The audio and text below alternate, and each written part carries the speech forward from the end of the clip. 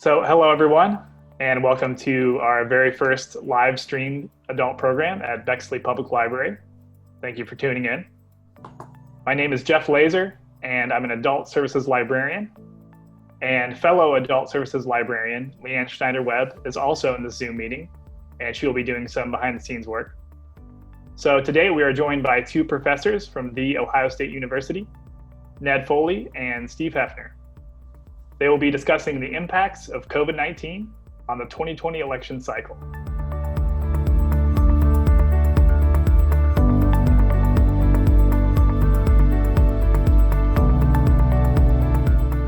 So thank you to Ned and Steve for being here this evening. Great, thank you, Jeff. And it's always great to see my colleague, Steve. And I'm imagining a lot of Bexley friends and good wishes out in the audience. I obviously wish that we could be with you in person. I love doing these events and being part of the community, but it's nice to have community in any form. So Steve, I think we got to start with the events of today. We have a lot to talk about, but what did you make of the whirlwind of today? Yeah, well, so for people who haven't paid attention yet to the news of the day, there are sort of two significant tweets that came from the Twitter feed of our president, one in the morning and one in the afternoon, that are of great interest to us in the field of election law.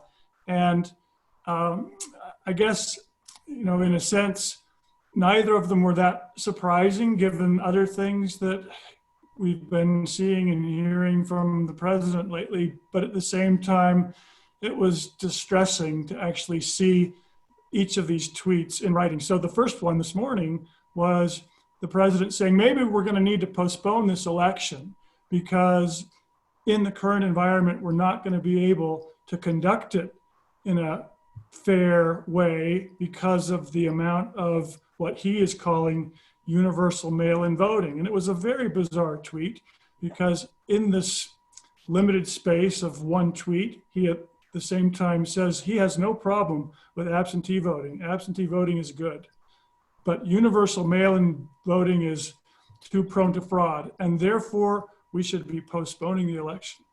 And of course, everyone went nuts, appropriately, over the idea of postponing the election. And of course, as you and I know, the president has no authority to postpone the election. The election is set by a congressional statute. The date of the election is determined by this congressional statute. And it would be for Congress to change that statute, and they're not going to do that. But what's really at stake here is the extent to which the American public will be satisfied with the way in which the election is run. And at a number of points, Trump has said things that seem calculated to undermine Americans' trust in the system. And this fits right into that same mold. And it's interesting how for maybe as much as a year, there have been occasional concerns that the president might claim authority to postpone an election or urge that the election be postponed. And most of the time until recently, when people would express concerns about something like that, the response from the president's defenders would be, he would never do something like that. And here we are. So that's the first tweet. I don't know, what were you thinking about that first tweet? Yeah, well, thanks. I think you put your finger on the key issue, which is the public's confidence in the capacity to do the election properly. And I'd be curious as to your reaction to what I'm about to say, which is I sort of think this is on us, meaning the American people collectively. We run elections for we the people. Elections are done for the sake of the voters to determine our collective will so that the office holders that we choose are the ones that we choose. So it's up to us to have the capacity to do self-government, right? These elections are not done for the politicians, and we're not beholden to the politicians. They are Lincoln talked about government of the people, by the people, for the people. So these are our elections, and we need to do them and do them properly for our own collective benefit.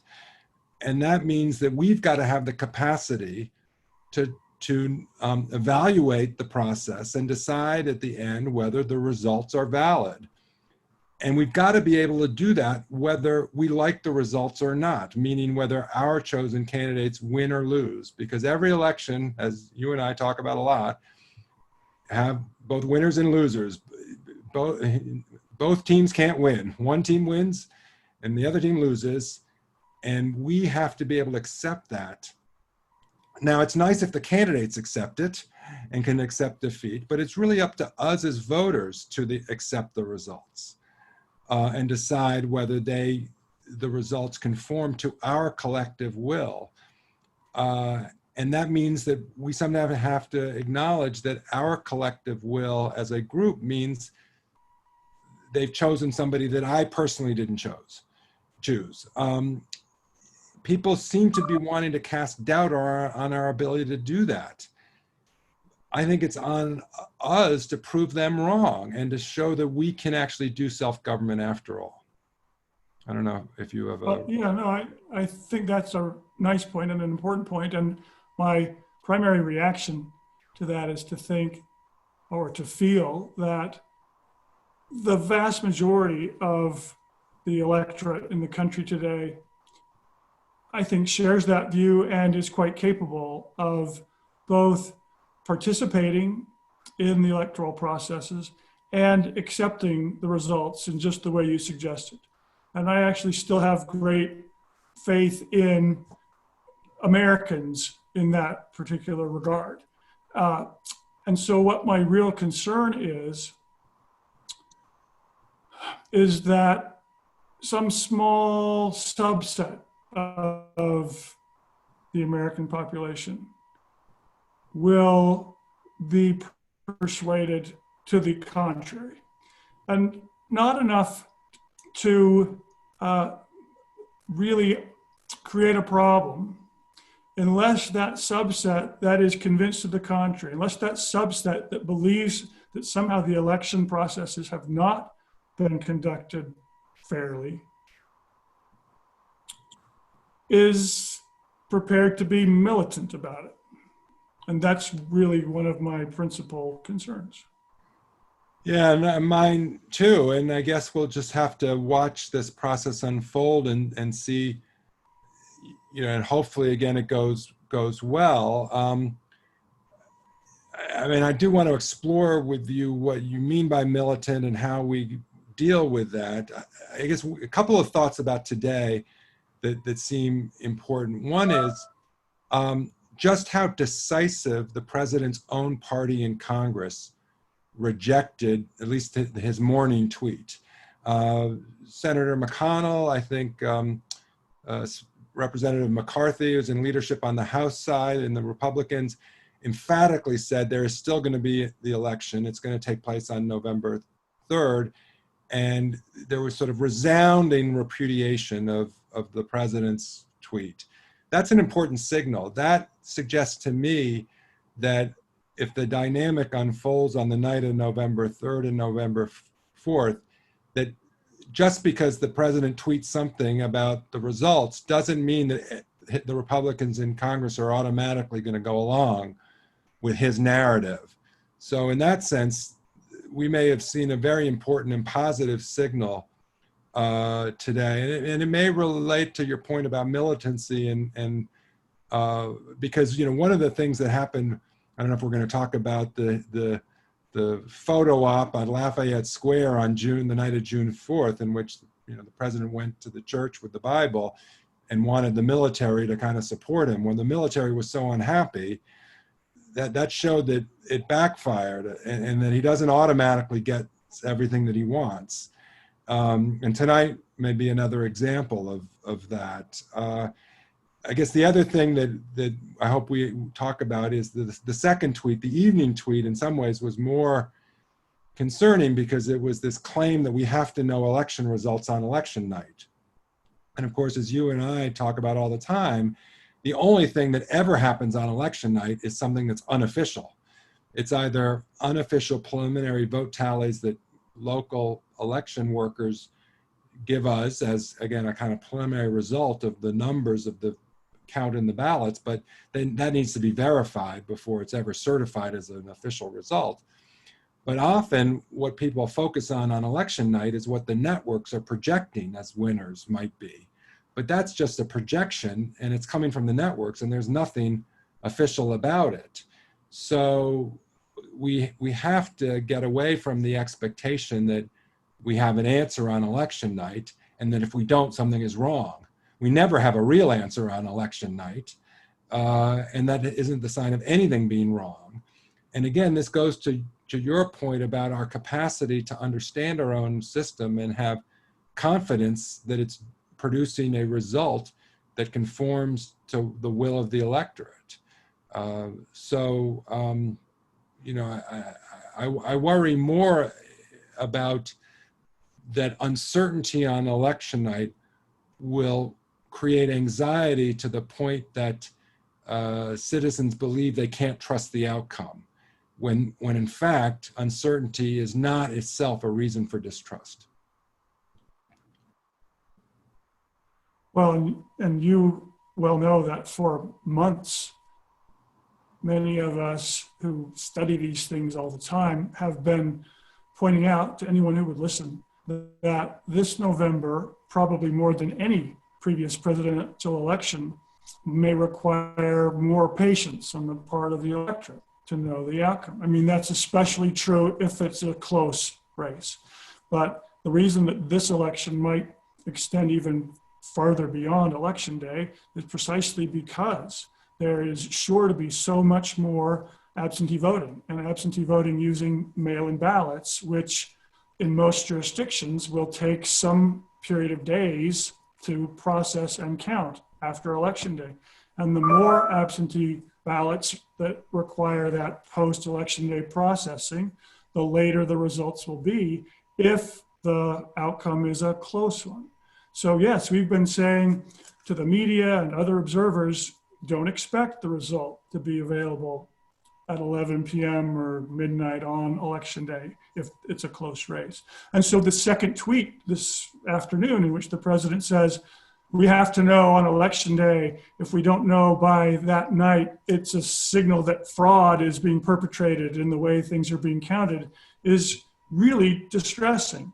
And is yet another way in which the public's confidence, as you observe, could be undermined. So I just want to quickly share your sense that the quick pushback today to the notion of postponing the election from many Republican leaders was quite comforting. And I saw that pushback as including a second dimension. I mean, a number of the Republicans who were saying we're going to hold the election as scheduled on November 3rd were adding an additional comment. They were also saying, and it will be a fair result, a fair election. And that additional comment that at least some of them were including, to me, was signaling we have a process. It's been refined. Election after election, there will be things that are new about it this year, but the election officials and the voters should participate in it with every confidence that we will all be doing the best to make it work as well as it can. And at the end of the day, we'll have a successful experience. Yes, I think that's right. I saw some of those comments too, and I obviously was gratified as you were that the members of Congress were, in essence, being committed to the processes that we have.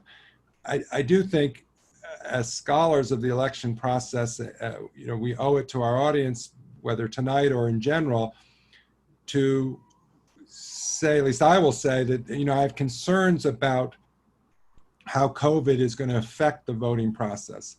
Now, that doesn't mean I think there's going to be a disaster or inaccurate results, but I think we have to watch out for the possibility of things going wrong and hoping that they don't affect the outcome.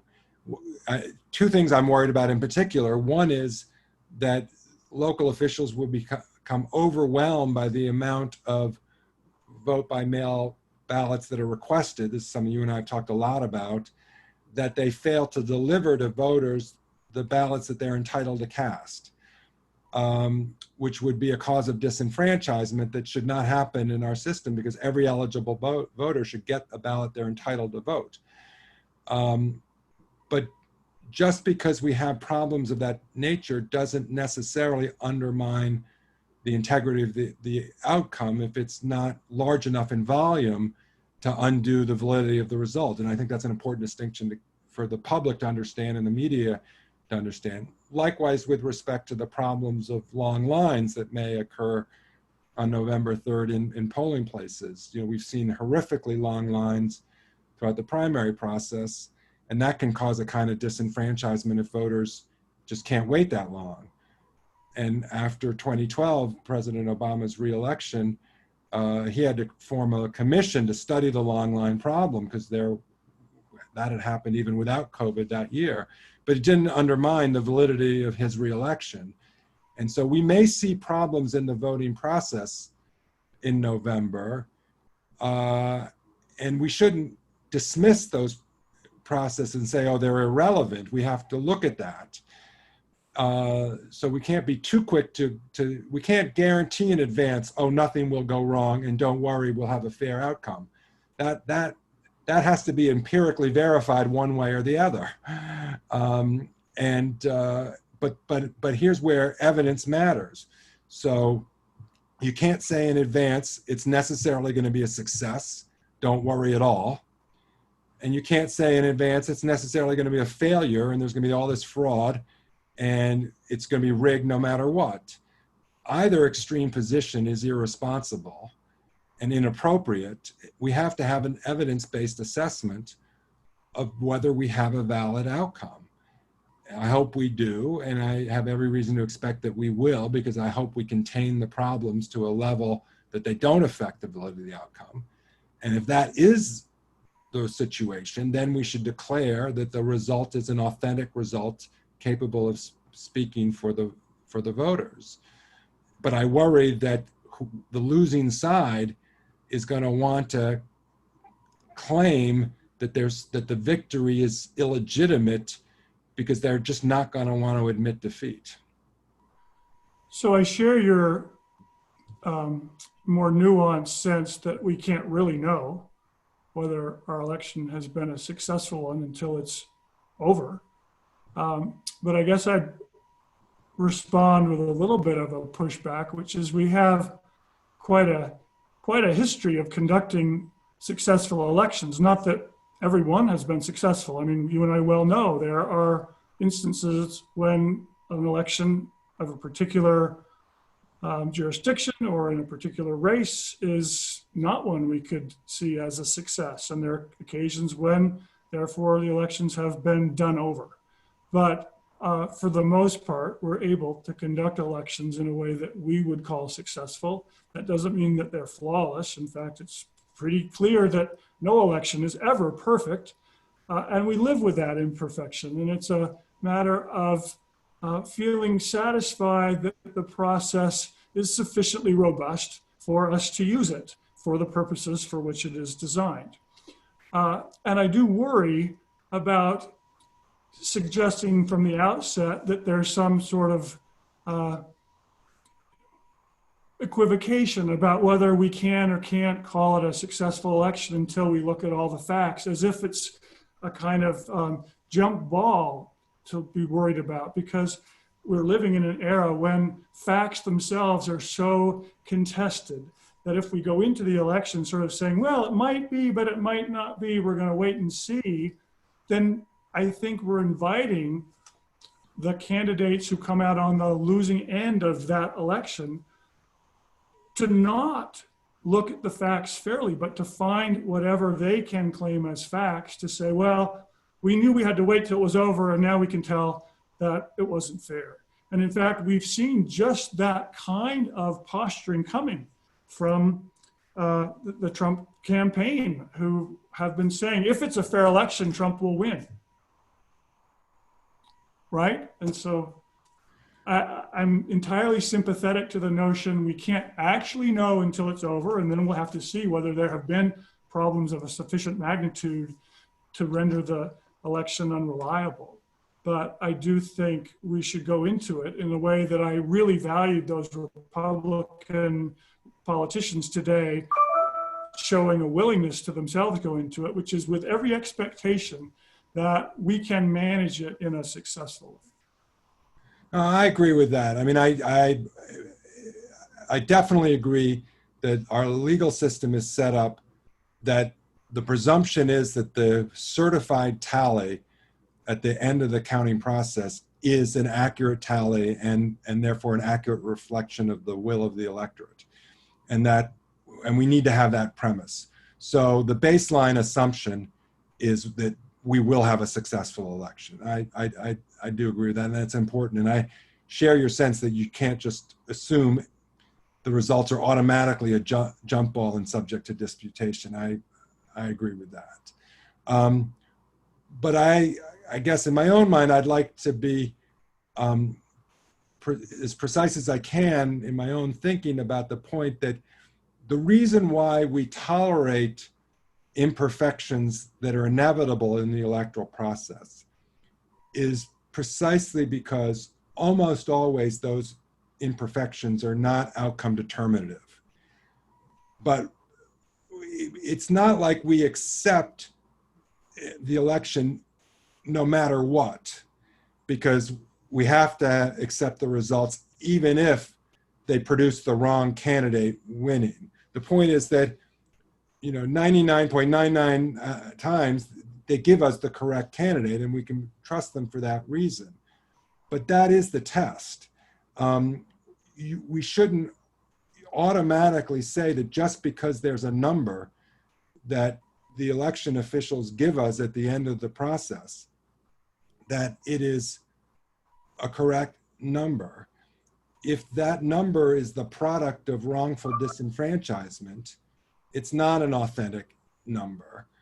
And this came up in the Georgia gubernatorial election in 2018. This was Brian Kemp was the incumbent Secretary of State running to be governor, and Stacey Abrams was the other candidate. And there was a lot of ugly conduct, I think it's fair to say, on the Secretary of State's part as someone trying to, both by being the umpire of the election and a candidate in the race.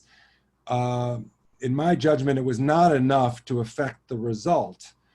But Stacey Abrams thought that there was vote suppression and therefore it tainted the result, and it sort of clouded the public discourse over what had happened in Georgia in a way that I think is problematic, because again, we have to be able to have an assessment of whether or not the way in which an election was tarnished negated voter choice, meaning collective voter choice. And that line got blurred, I think, in the public discussion of that election in a way that's unhelpful. And I fear that line getting blurred again this year. And I think it's imperative that we not blur that line so that we are capable of deciding whether or not the result is indeed authentic. And presumptively, we should treat it as such, but we have to have the capacity to overcome that presumption if the degree of voter suppression or degree of disenfranchisement or the degree of the problems is genuinely outcome determinative. So why don't we talk a little bit more then about the particular ways in which the pandemic itself creates some threats to that degree of disenfranchisement that is of the sort you're worrying about. I mean, obviously, a central part of that is the possibility that a significant number of voters, an outcome determinative number of voters, will feel understandably unwilling to vote in person when that may have been their traditional way of voting, and will therefore, in order to participate, need an alternative way of participating. And for many voters in many states, that will be easy and straightforward. but that's not true everywhere. So that's obviously one of the ways in which the pandemic creates a threat. Are there others you want to put on the table? And then we can talk about each of them in more detail. Well, I do think you put the main one on the table. I mean, I think, as you and I have talked about, if the November election replicates the problem that Wisconsin had back in April, we're going to have to make the analytic judgment of the kind that you and I are just talking about, because there was a magnitude of disenfranchisement of about 10 to 12,000 voters, maybe 13,000 voters who were eligible to vote, had properly requested an absentee ballot, but never got it in time to cast that ballot. And for many of them, going to the polls on election day was not a functional option because of their own health conditions and the circumstances of the voting system in Milwaukee and elsewhere in Wisconsin. So, if there had been an election that was close enough that 13,000 missing votes might have made the difference, that could have been a failed election. It turned out that the most significant race on the ballot, a state Supreme Court election, was actually decided by a very lopsided margin. And so the serious problem was not outcome determinative in the way that we're talking about. So, we may have to look for something similar in November. I think, unfortunately, we have reasons to suspect that the voting process, as you say, will not be smooth this year. It's never perfect, but it's going to be a challenge for Wisconsin, Pennsylvania, many states to make sure that every voter gets the opportunity to cast a ballot that they're entitled to. And so we may have some rhetoric of vote suppression or disenfranchisement. And we've got to be able to figure out whether that the reality matches that rhetoric in terms of undermining the validity of the election's result. And the election was held for a purpose of identifying which candidate the voters want. And as long as it produces that result, I think you have a valid outcome despite the flaws. So that's where I think COVID could really make a difference. The postal system, again, could fail to deliver a lot of ballots, but enough to make a difference. I think we've got to ask those sorts of questions. So what do you make of the potential difference between absentee voting, which Trump's morning tweet praised as good, versus what the same tweet called universal mail-in voting and claimed was the potential source of fraud? Well, I'll take a stab at that, but you're our national expert on various forms of vote by mail as an alternative to in-person voting. So, supplement or correct whatever I say, Steve. But so some terminology. There are a few states, mostly out west, that have converted to what is essentially sometimes called universal vote by mail or all vote by mail.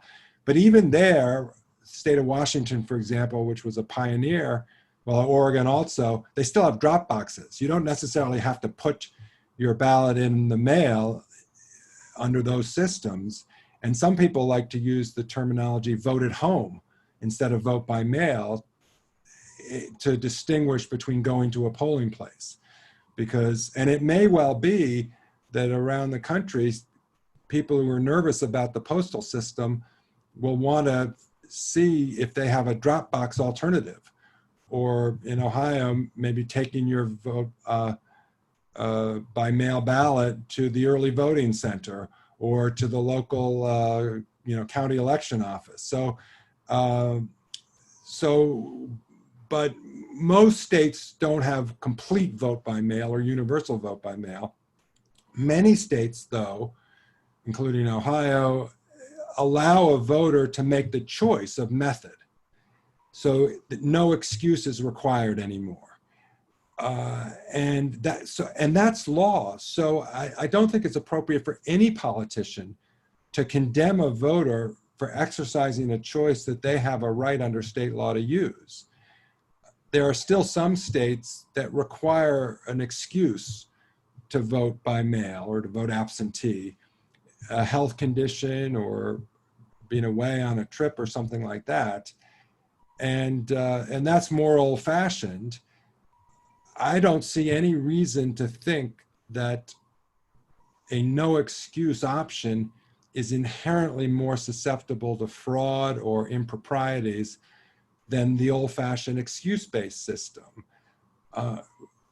Both have risks that are different from in-person voting. We have to tolerate those risks this year because of the pandemic, and there's going to be an expansion of vote by mail, whether it's an excuse-based state or a no excuse-based state, because more people either way are going to need to rely on it. But there are systems in place to verify the integrity of these ballots, whether it's signatures, other methods of authentication, and we should be able to rely on those procedures. To go back to your point, the results are presumptively valid unless proven otherwise, proven based on evidence.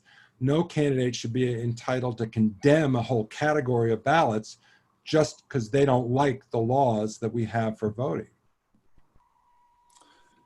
And I find it a little puzzling to try to understand what really is behind the way in which the universal vote by mail approach has received such condemnation by some compared to absentee voting.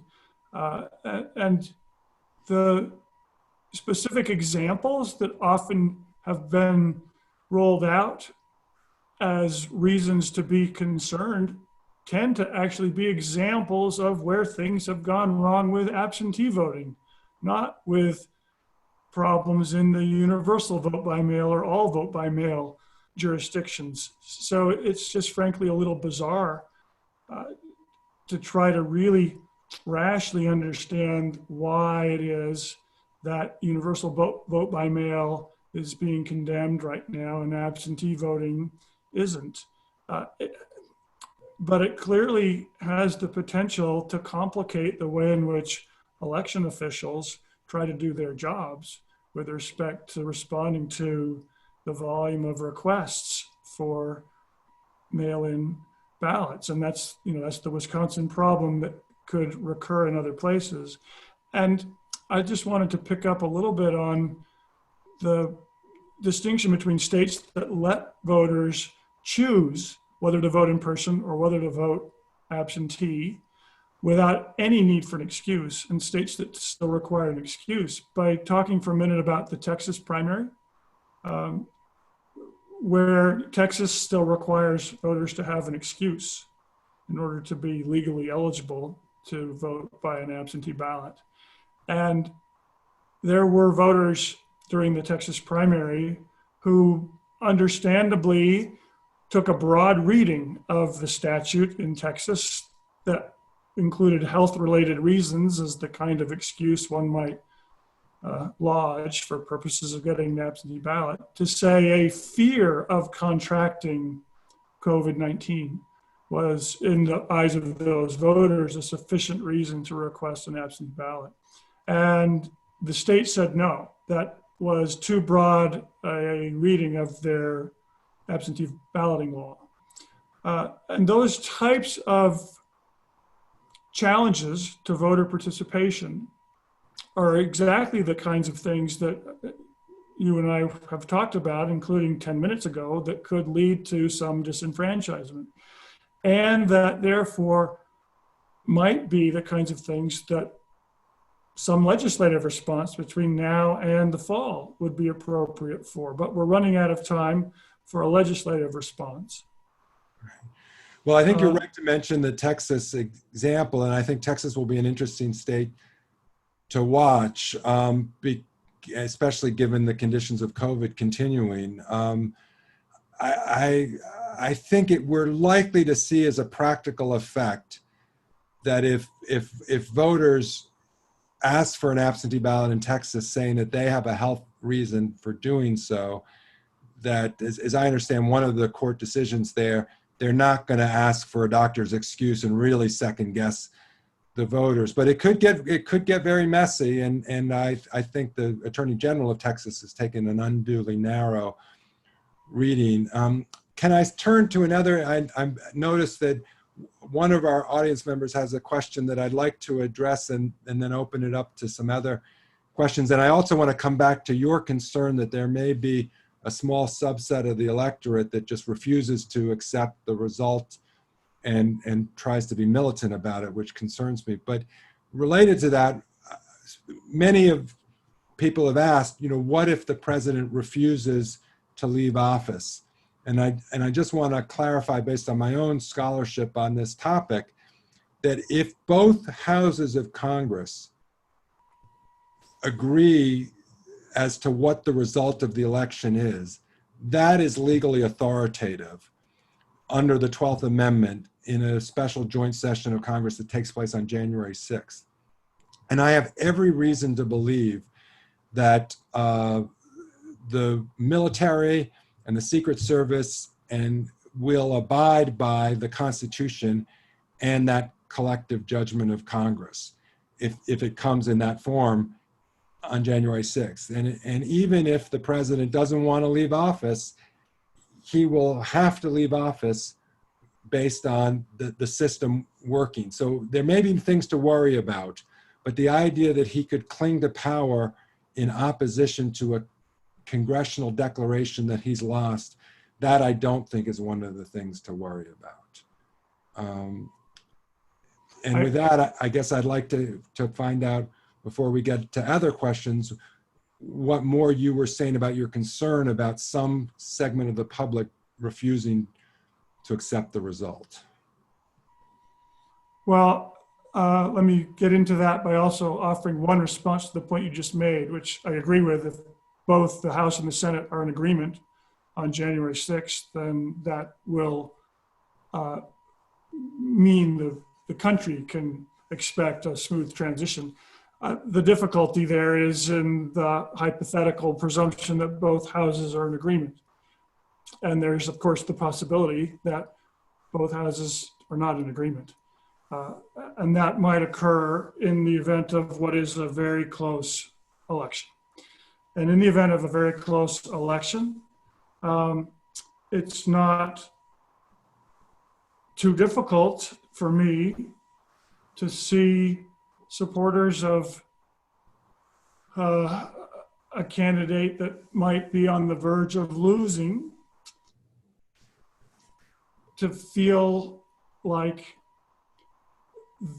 the election is being stolen from them, and to feel like it's time to take matters into their own hands instead of leaving it to the established processes for sorting it out.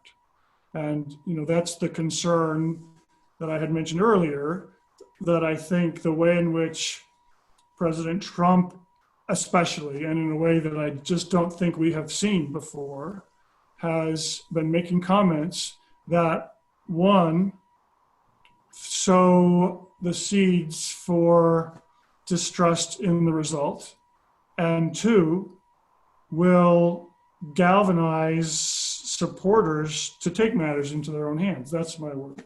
Right. No, I think you make an important point. And the only thing I'd add to that before we turn to other questions is, to me, that kind of civil unrest, while undesirable and concerning, from an election law and integrity of the government and democracy, small d democracy perspective, does not become problematic unless it translates into division in Congress. Because if some supporters are disgruntled and have protests and take to the streets, our system can tolerate that if it doesn't affect the way in which the certified popular vote translates it into electoral college votes that then go to Congress for congressional declaration and announcement of the result. It's if unrest gets to the point where there's genuine political division within Congress along party lines, and the Senate and the House split, and some of that and the civil unrest has caused that kind of division in Congress, that's where it could be really problematic. I agree. So we'll invite Jeff to let us know about some questions. Yes, thank you. Yeah, great discussion so far, and thank you everyone for tuning in and relaying some really interesting questions. So I'll just jump right in here. So this is from Gabrielle. So she says, a consent decree set up in 1982 that prevents the RNC from policing polling stations has expired. Reports are saying that they're planning to send 50,000 volunteers to polling stations to intimidate and challenge voters. Are there any mechanisms set up to prevent this upcoming disenfranchisement?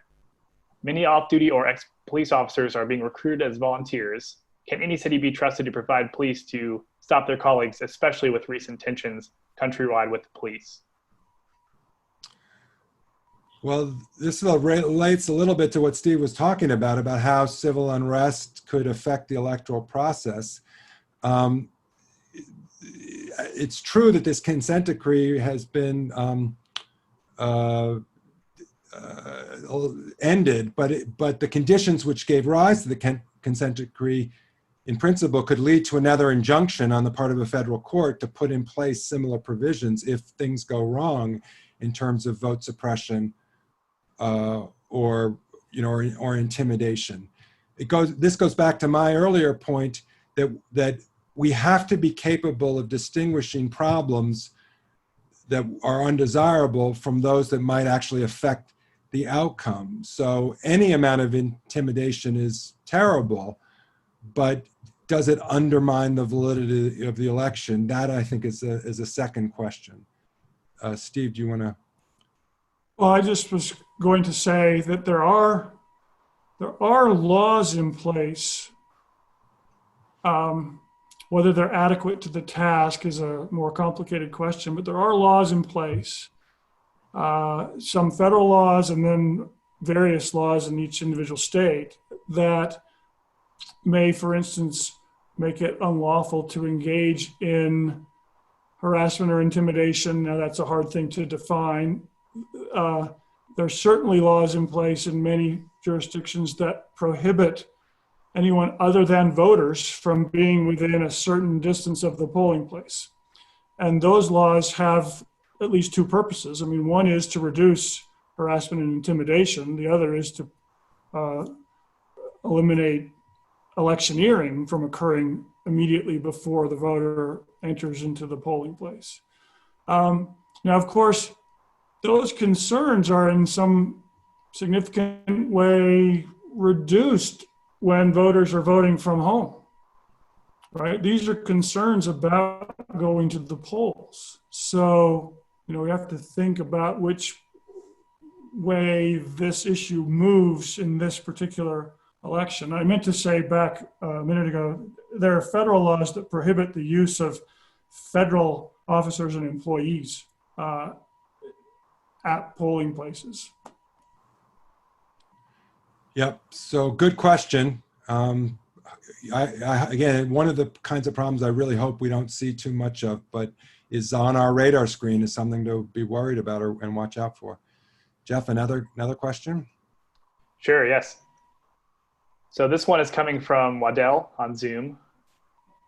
So they ask, does the president's withdrawal of troops from Germany and his apparent unwillingness to confront President Putin on the New York Times reports of a bounty put on the heads of U.S. troops signal a concern we should have about foreign influence in the election?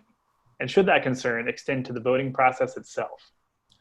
Well, that's an important question and addresses a concern of mine. We definitely have to be concerned about foreign interference from Russia, maybe China and other countries. But again, this goes to our capacity to judge whether or not election is successful. We need to be able to distinguish threats that negate voter choice versus things that might influence voter choice. And we might want voters to be influenced by, good ideas, good campaign ads, and so forth. But ultimately, in a democracy, the voters get to decide what's going to influence their vote. And people may remember back in 2004, the so-called SWIFT vote, Veterans for Truth, that attacked John Kerry's military record and character. I thought those attacks were inappropriate, malicious, deceitful, dishonest, and I thought the fact checkers showed that, but some voters might have been influenced by that.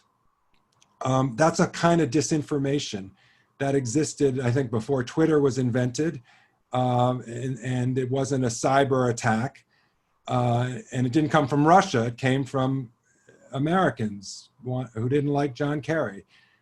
If that's affecting the result, we have to hope that voters do better, or we persuade them to think differently. But that's the democratic process at work. That's not so. What I'm worried about is whether Russia or anybody can negate voter choice. Some kinds of disinformation about the voting process could do that. Again, and if it was in a large enough volume, it could theoretically be outcome determinative. So if there's misinformation about how to vote, particularly in the time of a pandemic, that confuses voters to the point that it negates their capacity to vote, that to me is a different type of problem than just some bad information that persuades them in a way that I wish they weren't persuaded. So that's my sense of what we should be most worried about coming from Russia. Steve, do you have thoughts on that? Well, my additional thought, or my extension on that, has to do with the nature of the First Amendment and freedom of speech. And it's focusing just on the degree to which any actor might be able to influence voter choice without necessarily precluding voter choice. And of course, it's not just foreign actors, as your Swift Vote Veterans for Truth example points out, but all of that raises, in my mind, a sort of festering concern about the way in which we have, as a constitutional system under our interpretation of the right to freedom of speech, prioritize that right over our efforts to constrain certain types of influence. And I'm particularly thinking about campaign finance regulation. And of course, we have regulations on the ability of foreign countries to participate in American elections. But our First Amendment doctrine has made it really hard to do as much as other robust democracies are able to do to promote what, in my judgment, is a public square in which a variety of ideas can be circulated and incorporated in a particular voter's reflection about how to vote. And of course, the notion here behind this question is, in that process, when voters are thinking about their own choice, we would like them to be able to participate in a robust dialogue with other voters, and that foreign actors don't have a right to participate in that act of collective governance. But it's a hard thing for us to regulate given our First Amendment doctrine. We could definitely talk more about that, but hopefully we have time for some more questions if there are some. So. Yes. Yeah, we have a couple more here. We'll do at least one more here. So this is coming from Gabrielle on Zoom. So LeBron James has sent a donation to help pay ex-felons court fees in Florida so they can get past the poll tax set up by Republicans. Do your speakers know if this is allowed? And if it is, then how any citizen can donate, especially when Florida does not have a record of what everyone owes? So I don't know of any reason why an ex-felon who has some outstanding fees could not accept some donation to defray those fees. I'm not aware of any barrier to that. But I don't know of a mechanism by which somebody who, just as a matter of principle, wants to participate in that would do that. I don't know of a way. Ned, do you have other information on either of those points? Yeah, no, it's a good question. Until I saw the question, I hadn't quite thought about it in this way. I mean, obviously, you're not allowed to pay for somebody to vote, right? We have laws that are against vote buying, or but I don't think, just off the top of my head, that this would be that, right? It wouldn't be paying somebody to cast the ballot. It would simply be, defraying their debts. But I do want to be a little tentative in my judgment without sort of looking at the laws, both in Florida specifically and potentially federal law insofar as this would cross state lines, because they're, paying somebody to induce them to vote at least does raise a question that I think needs to be thought through. That's about as much as I feel comfortable saying without hitting the books and doing some more legal research on it. I mean, one distinction I would make there, and this could get complicated as a matter of logistics, but arguably the money could go directly to the creditor to whom the money is owed, and wouldn't be going to the ex-felon. But my initial view on this is it's not in any event a payment to vote. It's simply a kindness to an ex-felon to help clear their record. And then secondarily, that turns out to then enable them under the Florida statute to be able to register or re-register.